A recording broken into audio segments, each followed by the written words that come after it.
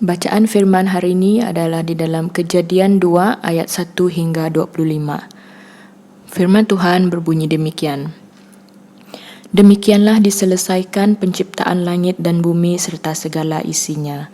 Setelah Allah siap menyelesaikan kerja penciptaannya pada hari ketujuh itu, dia pun beristirahat daripada segala pekerjaan yang telah dibuatnya itu. Lalu Allah memberkati hari ketujuh itu dan menguduskannya, karena pada hari itulah dia beristirahat daripada segala kerja penciptaan yang telah dibuatnya itu.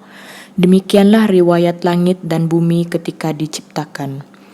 Pada masa Tuhan Allah menjadikan bumi dan langit, belum ada rumpun semak dan belukar apa-apa pun di bumi.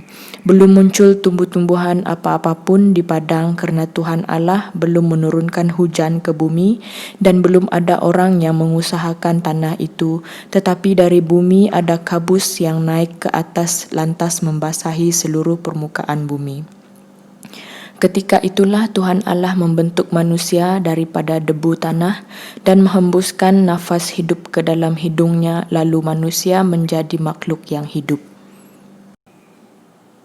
Selanjutnya Tuhan Allah membuat taman di Eden di sebelah timur, dan disitulah dia menempatkan manusia yang dibentuknya itu.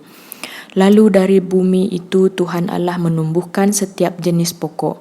Ada yang menarik untuk dipandang dan yang baik untuk dimakan buahnya. Termasuk juga pokok hayat di tengah-tengah taman itu, serta pohon pengetahuan mengenai perkara yang baik dan yang jahat.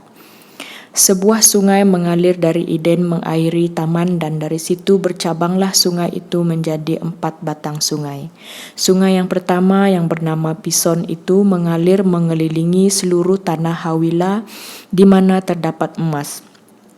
Emas di situ bermutu baik, dan ada juga batu permata damar dan oniks. Sungai yang kedua yang bernama Gihon mengalir mengelilingi seluruh tanah Kush. Sungai ketiga yang bernama Tigris pula mengalir di sebelah timur Asyur. Sungai yang keempat ialah Efrat. Tuhan Allah mengambil manusia itu dan menempatkannya di dalam Taman Eden untuk mengerjakan serta memelihara taman itu. Lalu Tuhan Allah memberikan perintah kepada manusia itu, firman-Nya, "Engkau bebas memakan daripada kesemua pokok di dalam taman ini, tetapi jangan engkau makan daripada pokok pengetahuan tentang perkara yang baik dan yang jahat, karena pada hari engkau memakannya engkau pasti mati." Maka Tuhan Allah pun berfirman, "Tidak baik manusia itu bersendirian. Aku akan menjadikan seorang penolong yang sepadan baginya." Lalu daripada tanah Tuhan Allah membentuk segala binatang di padang dan segala burung di udara, dan membawa semua mergas tua itu kepada manusia untuk melihat bagaimana manusia itu menamai setiapnya. Apapun nama yang diberikan manusia itu kepada setiap mergas tua dan unggas, itulah yang menjadi namanya. Maka manusia itu menamakan segala ternakan, burung-burung di udara dan segala haiwan di padang.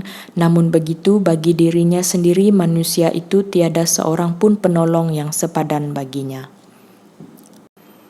Maka Tuhan Allah membuat manusia itu tertidur dengan lena, dan sewaktu itulah dia mengambil sebatang tulang rusuknya lalu menutup ruang lama tulang itu dengan daging. Daripada tulang rusuk yang diambilnya daripada manusia itu, Tuhan Allah membentuk seorang perempuan lalu membawanya kepada manusia itu. Berkatalah manusia itu, "Ini dia, tulang daripada tulangku dan daging daripada dagingku. Dia akan dipanggil perempuan kerana dia diambil daripada lelaki."